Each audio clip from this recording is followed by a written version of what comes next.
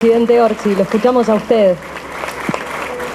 Bueno, como tú dijiste, yo entraba a sexto de liceo, vengo de una familia que no se hablaba política, que mi viejo después me contó, con Didier, gracias. Y yo fui entendiendo, o más o menos entendiendo, con la marcha. Soy hijo político de ese envión de los años 80. Cuando me preguntan por qué te metiste en política, y porque en esa época, si teníamos 17 años y no hacíamos algo de política, éramos bichos muy raros. Todos hacíamos algo. Y doy gracias también a haberme criado en el liceo allá en Canelones, ir al liceo de Canelones, donde teníamos gente de todos los pelos. Y si bien la mayoría de los que éramos del pueblo, ahí éramos del frente, se vino, porque no había quinto y sexto en Cerrillo, se vino toda una barra de Cerrillo, todos colorados. De Don Virgilio eran todos gurises que militaban. Entonces ahí, algún blanco teníamos, pero más que nada ese aluvión colorado nos impresionó, eran todos 15. Y empezamos a hablar de política. Yo de verdad tengo yo creo que la suerte de haber empezado a entender a partir de ahí, y algo que me sorprendió, mi admiración estaba en que se podía decir lo que uno quisiera. Para quienes venían ustedes de la política era normal, para mí no era, porque nunca había visto eso de que se pudiera escribir y discrepar con el poder. Algo tan obvio. Poder leerlo, ya sea en revistas de humor de la época o en los diarios, y ver aquel debate, ya en el año 80, y ver cómo se decían cosas que hasta ese momento para mí eran prohibidas. Pero no tenía la explicación, porque de verdad no hablábamos de política en mi casa. En la mesa no se hablaba de política. No. Entonces tuve la suerte de ir empapándome en los temas de la política a partir de esos hechos. Y es cierto, me acuerdo del 1 de marzo, fue todo muy sorprendente, pero el proceso es el que me contagió. Empezaban a aparecer materiales para leer, música que decían cosas, cassette de gente que cantaba cosas que no se podían decir. Era como mala palabra, de verdad. Yo lo sentía así, lo vivía así. Después uno se empieza a meter en esto de la política, empezás a hablar con gente que venía de experiencias previas y, por supuesto, de experiencias muy dolorosas. Pero esto que parece una obviedad, el poder decir lo que se te ocurre sin que nadie te lo prohíba, tiene que ver con eso de la discrepancia, tiene que ver con eso de gobierno y oposición. Se podían oponer al gobierno. Eso que parece, de nuevo, para quienes vivimos en democracia, hace 40 años que estamos en eso, uno está acostumbrado, pero ¿qué quiere decir esto? Quiere decir que existe una dinámica en nuestra democracia donde gobierno y oposición articulan de manera tal y administran ese debate de manera tal que no corre sangre.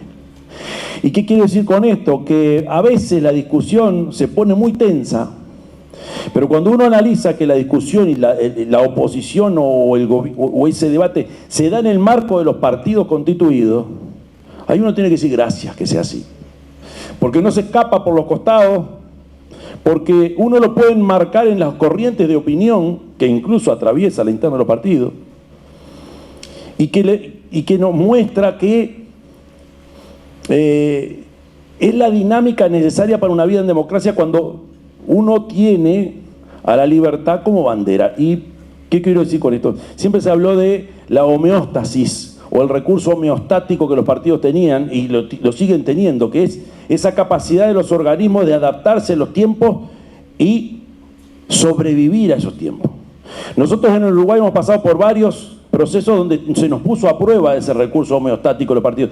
Y en esa época donde ocurrieron las elecciones, en el 84 y en el año 85, estábamos poniendo a prueba el sistema que no sabíamos de verdad cuánto podía durar. O sea que más allá de los bancos, estaba todo en cuestión. ¿Cómo reaccionarían uno? ¿Cómo reaccionaría el otro? ¿Cómo el mundo reaccionaría? ¿Cuánto duraría el proceso en Argentina? ¿Cómo repercutía acá?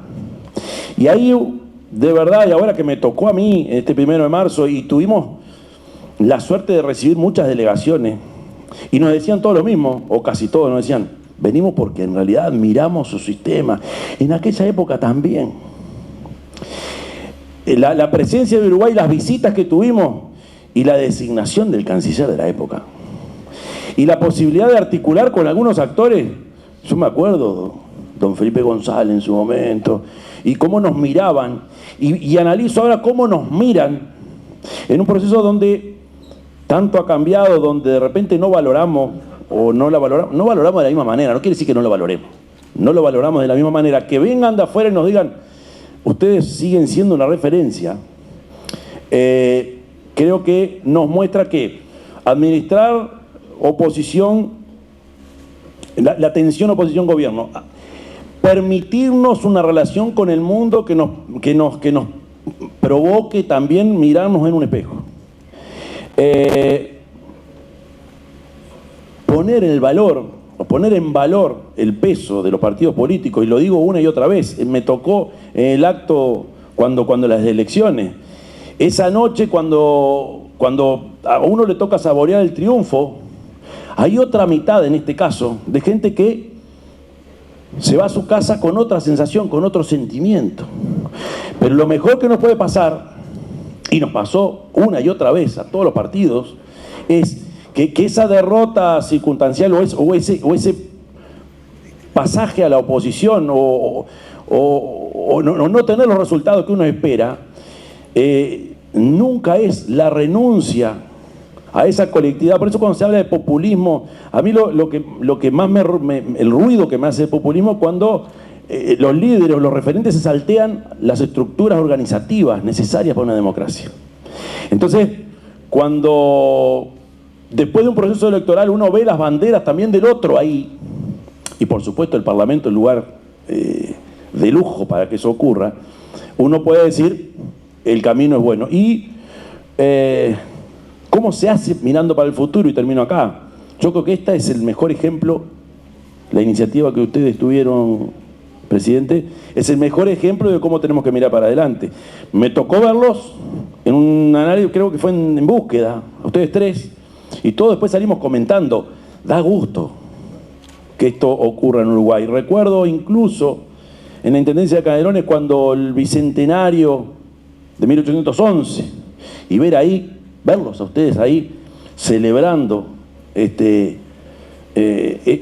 conmemorando juntos, sin duda son señales que uno nunca nos vamos a tener que acostumbrar, tenemos que siempre levantar. Y ahora tenemos un desafío en estos 5 años que es la conmemoración de los 200 años de tanta cosa. Y si uno lo analiza, y pienso en mi coterráneo Joaquín Suárez, lo que tuvieron que resolver, y si estaría a prueba, ya ahí no un sistema de partidos, si estaría a prueba la asistencia nacional, tal cual la planteaba Pepe recién. Entonces, a futuro el compromiso es honrar esto, tal cual decías tú, Andrés, y el honrar esto implica entender que la política tiene mucho para hacer. Y esto que también es una obviedad, quiero decirlo claramente y se lo he escuchado a usted también. La política tiene un espacio donde tiene que dar y tiene que llevar adelante el debate. No renunciemos jamás. Y no renunciar jamás a la política y al debate de la política quiere decir no llevarlo hacia otro lado. O no buscar la excusa para no dar la discusión política. Y para eso precisamos partidos políticos fuertes. Por supuesto, cada uno de nosotros quiere que el más fuerte en las urnas sea el de uno. Pero la tranquilidad que podemos tener siempre es que lo mejor que puede pasar es que haya muchas velas prendidas y que de esas luces que nos iluminan podamos decir: vivimos en libertad, vivimos en democracia, tenemos una sociedad que tiene mucho para honrar del pasado, pero tiene mucho para construir para adelante. Así que agradezco de nuevo personalmente, presidente, la invitación y ser protagonistas de esta historia. En realidad a veces, como decíamos con Felipe, uno no siempre termina de caer y es bueno que ustedes nos lo recuerden. Muchas gracias. Gracias, presidente Orsi.